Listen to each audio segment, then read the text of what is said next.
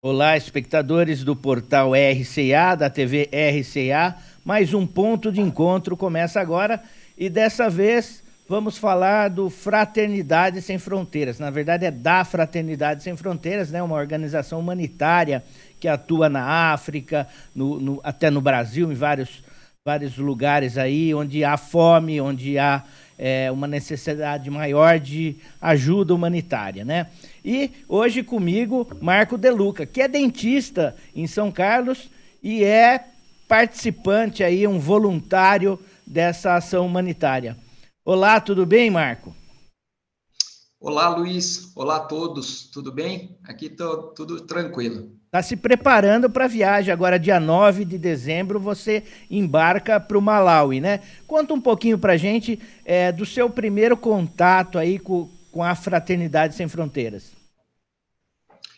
Bom, Luiz, há uns 6 anos eu ouvi uma palestra que dizia, antes da palestra começar, foi feito uma vinheta, uma introdução de um pessoal que estava fazendo uma ajuda, né? Eu não conhecia absolutamente nada na época da Fraternidade Sem Fronteiras, mas o que eu vi naquele chamado me sensibilizou muito, porque contava a história de muitas crianças que estavam órfãos por conta de pais que tinham pego HIV. Era uma vila que tinham aproximadamente mais de 1.000 crianças que elas não tinham idade e se cuidavam por falta de adulto. Não tinha água no local, eles não tinham muito acesso, eles tinham que caminhar bastante para poder cavar, pegar água, uma água que não era potável, mas era o que eles utilizavam.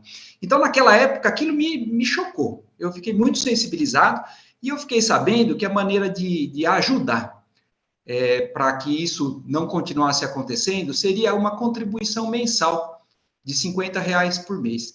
E a gente fica sempre em dúvida, né? Hoje em dia, principalmente, poxa, aonde ajudar? Esse dinheiro que eu estou dando está sendo bem utilizado ou não? Mas como a fonte que me foi passada, né? Quem me passou isso era alguém que eu confiava muito, eu resolvi apadrinhar na época. Isso realmente já faz um bom tempo.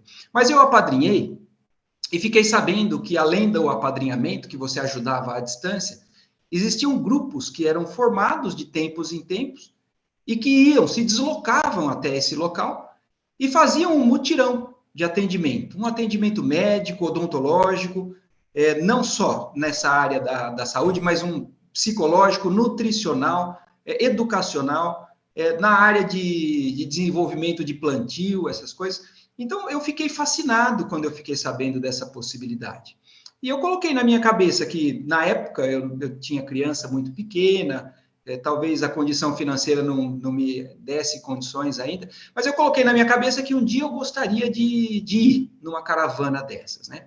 Passaram-se os anos, eu apadrinhando, e chegou o dia. Foi no ano de 2019 que eu acabei indo pela primeira vez para Madagascar, que na época eu apadrinhei um projeto que era o de Moçambique, esse que eu citei, sobre essas crianças, né? Mas aí, nesse meio tempo, descobriram uma situação ainda mais dramática que estava acontecendo no sul da ilha de Madagascar, e então eu acabei, e com a intenção de ir para Moçambique, desviando a minha rota e me inscrevi numa caravana para Madagascar. E é uma caravana difícil, porque é uma caravana que leva bastante tempo para chegar, é um local de difícil acesso. Tanto é que no meio do caminho, Luiz, eu até pensei assim, poxa vida, eu preciso ir tão longe para fazer caridade, né? Só que a gente faz o tempo todo ao redor, todo mundo hoje em dia está envolvido. Mas alguma E coisa me detalhe, chamava a atenção para ir. você tem que arcar com seus custos, né? Detalhe, esse é um detalhe, né? Você Exatamente. podia estar Isso usando foi essa algo que verba para ir, sei lá, para o litoral, para curtir, mas você estava investindo, né, nessa ajuda humanitária, né? Isso é muito bonito. você tem que planejar um tempo e um financeiro, né, com relação a poder se deslocar até lá. E com essa viagem tão longa, eu pensei nisso no meio da viagem.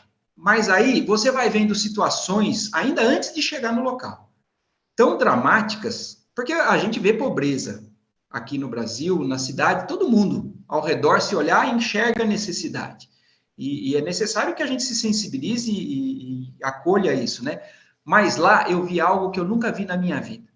Porque eu comecei a ver pessoas passando extrema necessidade e sem nenhum tipo de auxílio que poderia estar vindo ali ao redor. Eu falava, da onde eu vim, as pessoas passam necessidade, e elas podem recorrer a alguém, bater na porta, no sinal, ir atrás de alguém que tem condições. Lá eu não via isso.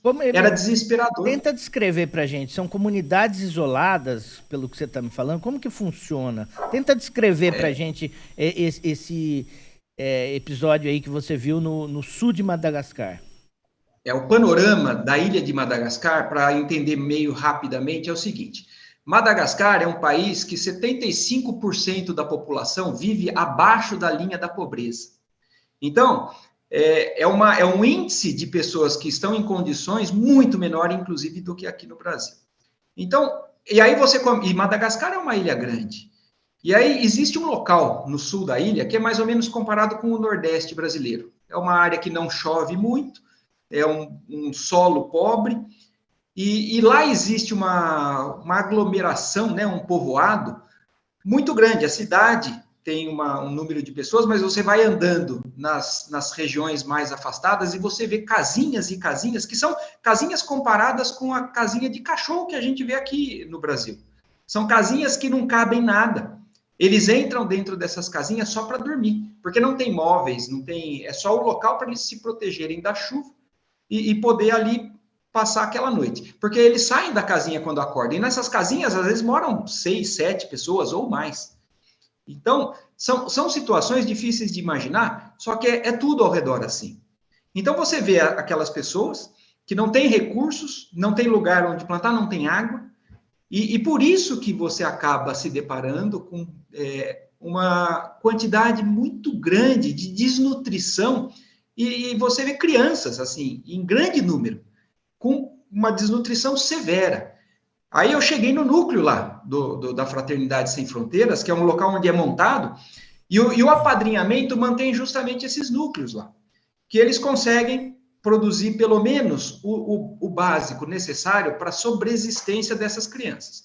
Então, por exemplo, lá em Madagascar, nesse local lá que se chama Campo da Paz, eles alimentam, fazem de 2.000 a 3.000 refeições dia, dependendo dos recursos que tem.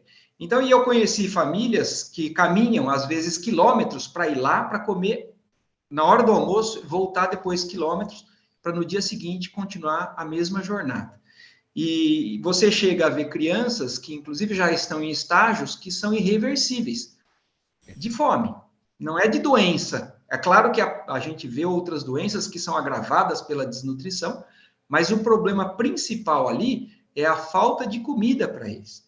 Então, é algo que é chocante. É algo que você volta de uma... Aliás, lá, quando eu estava lá, você começa a imaginar, você parece que você está num filme, você não parece que é vida real aqui. E você pensa assim, eu preciso voltar e contar para o mundo que isso está acontecendo. Porque a gente, às vezes, acha que fome o almoço atrasar um pouco, né? E lá não, você vê crianças que passaram dias sem comer, ou comendo o que é insuficiente para manter a saúde. Então, eu vi menino, criancinha ali de 4, 5 anos de idade, que não conseguia mais se locomover. A mãe estava carregando no colo, que era pele e osso, e que se não tivesse chegado ali a tempo, não teria revertido. Em uma semana, por exemplo, eu vi uma criança que ela estava de uma maneira que depois de uma semana, ela era irreconhecível com relação ao que ela conseguiu desenvolver. E outras que não tiveram tempo hábil para conseguir essa reversão. E aí você voltou, né? Não contente, né, com o que você acabou voltando. Você foi em 2019, você acabou voltando para Madagascar. Te sensibilizou bastante, né? Eu voltei porque, é como eu te falei, você volta de lá... você volta completamente, virou uma chave, parece. Não falo que existe uma transformação, porque a gente sabe que a transformação que o ser humano precisa fazer é longa, é lenta, mas é uma chave que vira que não desliga mais. Então, apesar do dia a dia continuar aqui, a gente nunca esquece do que a gente viu ali. E então, a gente é sensibilizado a tal ponto de que fala assim, primeiro, eu preciso ajudar a outras pessoas a entenderem isso para ver se a gente consegue ampliar o que está sendo atendido lá. E segundo, na próxima oportunidade, eu tenho que voltar. Tanto é que eu voltei em 2019 mesmo. Eu fui em março de 2019 a primeira vez e depois em setembro novamente.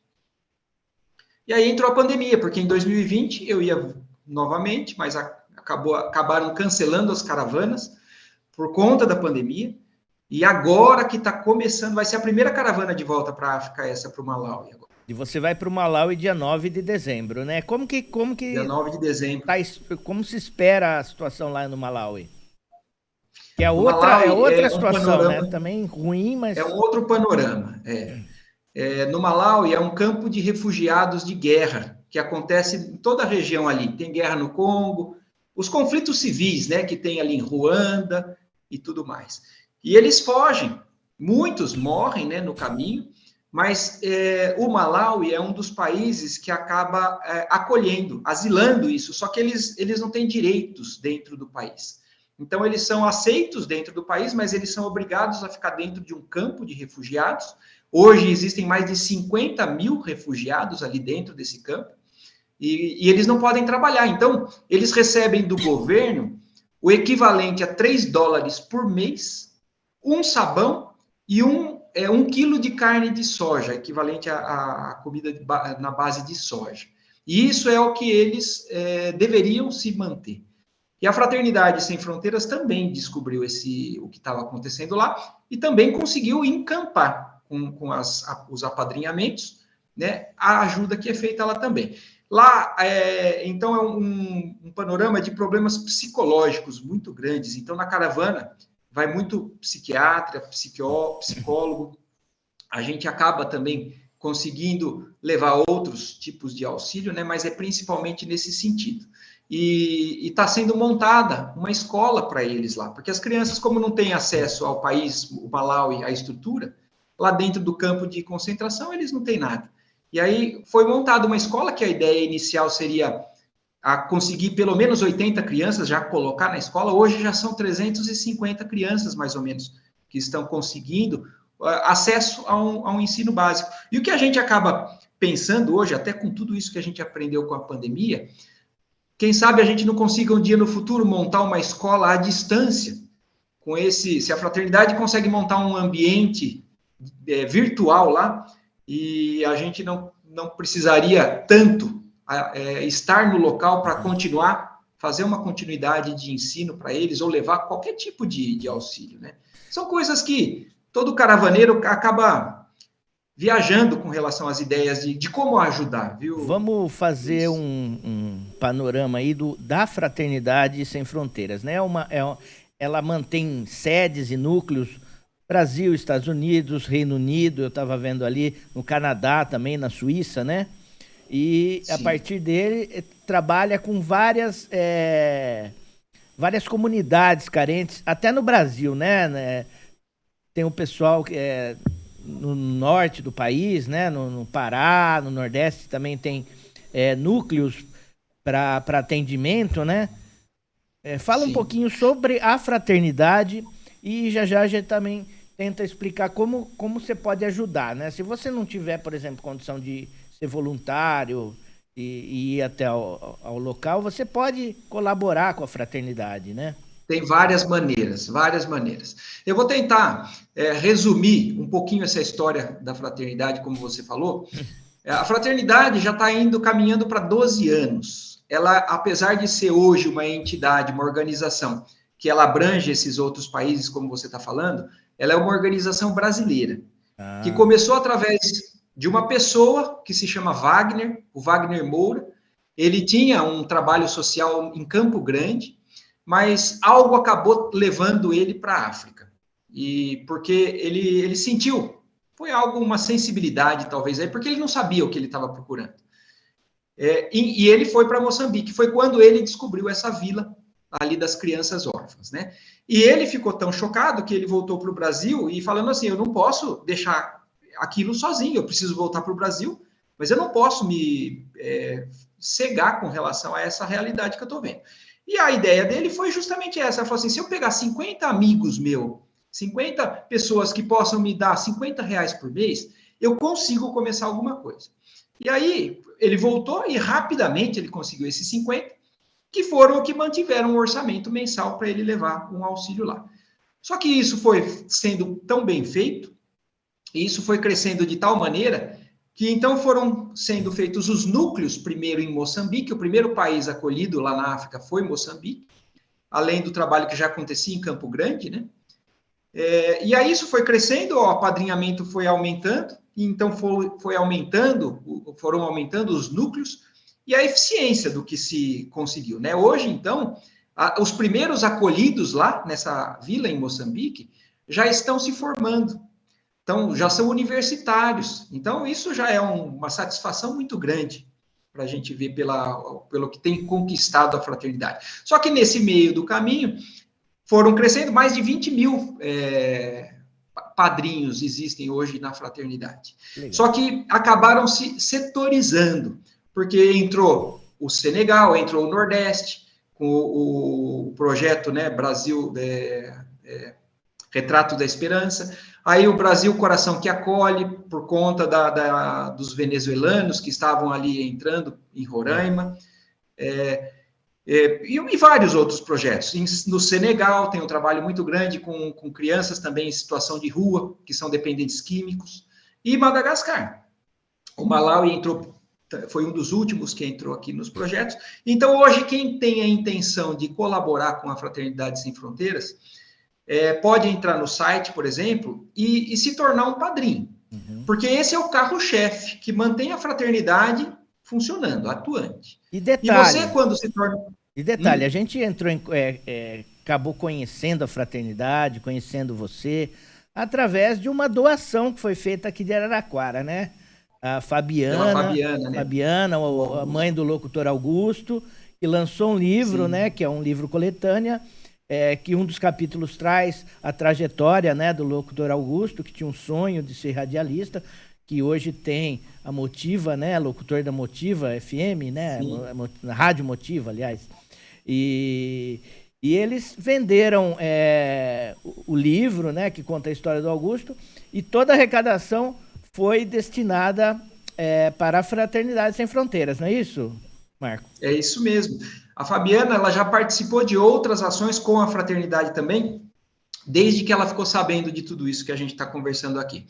O ano retrasado, nós fizemos um bazar com uma tarde, um dia de sobremesas, né? É uma forma fácil de arrecadar fundos para a fraternidade, porque muita gente se envolve, quer doar o doce, e aí a gente marca o dia e vende os doces, tudo é revertido para a fraternidade. E a Fabiana se envolveu com isso, aí em Araraquara, a gente estava fazendo aqui em São Carlos, ela fez no mesmo dia, aproveitou e fez em Araraquara, foi quando ela começou. E o Augusto já se envolveu também desde esse dia. E agora, como ela ficou sabendo da primeira caravana que estava indo agora para o Malawi, ela resolveu fazer justamente essa ação aí com o livro, que eu achei fantástico também. E tem uma repercussão muito 100% grande. 100% porque do arrecadado com o livro foi doado para a fraternidade. Vai ser, está sendo doado, porque ela está vendendo ainda, né? Ela falou, vendeu já os 30 que vieram da primeira leva, já pediu mais 25 e por aí vai, né? Exatamente. Então, a forma de ajuda vem com o que é vendido pelo livro, com a divulgação, porque hoje, quanto mais pessoas conhecerem um projeto como esse, que é um projeto sério. E eu vou te falar também o seguinte, Luiz, quando eu fui para aquela primeira vez para a África, eu fui porque eu confiava, eu apadrinhava, mas a gente sempre quer ver de perto, né? O que está acontecendo, como é que está sendo feito. E hoje, eu sou alguém que posso afirmar, assim, é 100% garantido a eficiência dessa contribuição, porque eu vi acontecer lá. Tanto é que eu não consigo deixar de me mobilizar por isso. Hoje, todos exemplo, podem se tornar voluntários. Um profissional aí, um dentista, você é dentista, um profissional aí da saúde ou qualquer, ele tem interesse, ali no site ele encontra como participar presencialmente dessas caravanas, tem tudo ali no site. Sim, no site que é fraternidadesemfronteiras.org.br, ali você encontra tudo. O local onde você pode se tornar um padrinho, você escolhe qual projeto você quer apadrinhar, aquele que toque o coração de cada um. Eu gostaria de ajudar aqui no Brasil. Não, eu gostaria realmente de melhorar essa questão dessa fome exagerada na África. Você apadrinha. Mas existe o link lá que te direciona para as caravanas, o local que te mostra como fazer uma compra de presentes, que são as camisetas da fraternidade, tem bonés. Eu vi ali você pode também. comprar. Eu vi ali Então, só de você comprar isso, que é como se fosse uma doação presente, você já você está já também ajudando, né? contribui. E, Porque você não e precisa vestindo a fazer uma camisa, né? contribuição E está mensal. divulgando. Você está Exatamente, comprando vestir uma a camisa. camisa, está divulgando. Repete para a gente, Exatamente. então, é www.fraternidade... fraternidadesemfronteiras.org.br. Isso aí. Esse é o site principal, mas existe o canal do YouTube da Fraternidade Sem Fronteiras, que tem muitos vídeos explicativos, até da própria caravana. Sim. Algumas que mostram casos, as situações de algumas dessas que eu descrevi para vocês. E você fica do dia 9 de dezembro até que dia? Ao dia 20 de dezembro. Eu tive uma ideia agora, acabei de ter essa ideia. Será que a gente consegue, eu não sei a questão do fuso horário, fazer um bate-papo com você nesse período, quando você estiver lá? Será que é possível? Eu não sei a questão do fuso horário, né? Eu sei que lá são, se eu não me engano, 5 ou 6 horas de fuso horário de diferença. A mais, seria? A mais, lá. Lá agora é mais tarde. Lá deve ser umas 4 horas da tarde agora. Então eu acho que até... E eu não sei, como é a primeira vez que eu vou para o Malawi, eu não sei ir lá nesse local, mas eu posso me informar. Se tiver... Como está a questão dessa conectividade. Mas vamos tentar. Vamos manter contato, vamos tentar você me falar de lá como é que está essa realidade. A gente faz uma outra... Perfeitamente. Outro bate-papo aqui, outro ponto de encontro sobre esse caso aí, especificamente do Malawi. E depois que você voltar também, a gente gostaria de fazer uma reportagem tentando entender como está a situação e reforçando aí a fraternidade. Perfeito, sem problema, estou à disposição. Mais alguma consideração aí sobre essa questão, a questão do apadrinhamento, a questão da fraternidade, chamar a atenção das pessoas, né, para essa importante ação humanitária? Sim, só reforçando, realmente, isso que você mesmo falou, né? Alguns querem contribuir financeiramente, à distância, outros querem ir. Eu conheço caravaneiros, por exemplo, que não têm tanta condição de bancar a sua viagem, mas que às vezes conseguem um patrocínio para ir lá. Porque ir lá e ajudar é extremamente valioso. Cada cabeça pensante, para ter ideias, para ajudar, no que for que encontre lá é útil. Mas não só isso. Divulgar nas redes sociais hoje os vídeos da fraternidade, fazer eventos como esse, um bazar, uma tarde do salgado, da sobremesa. Quando eu voltei de lá, de Madagascar, a primeira vez, eu tenho uma prima que dá aula num colégio de alunos, né, de jovens. E ela, ouvindo o que eu contei, ela falou, Marco, você precisa contar isso para as crianças, né? E eu acabei indo na escola. Acabei indo uma vez, 2 vezes, fui 5 vezes lá no colégio, porque as outras classes me chamaram. Que legal. E essas crianças se envolveram de tal maneira que elas resolveram fazer alguma ação ali dentro do colégio. E me chamaram depois, arrecadaram 900 e não sei quantos reais, não me lembro exatamente na época, e me entregaram, falaram assim, isso daqui a gente fez para que você consiga mandar para lá. Eu falei, não precisa ser para mim, vocês podem arrecadar isso e depositar direto numa conta da fraternidade.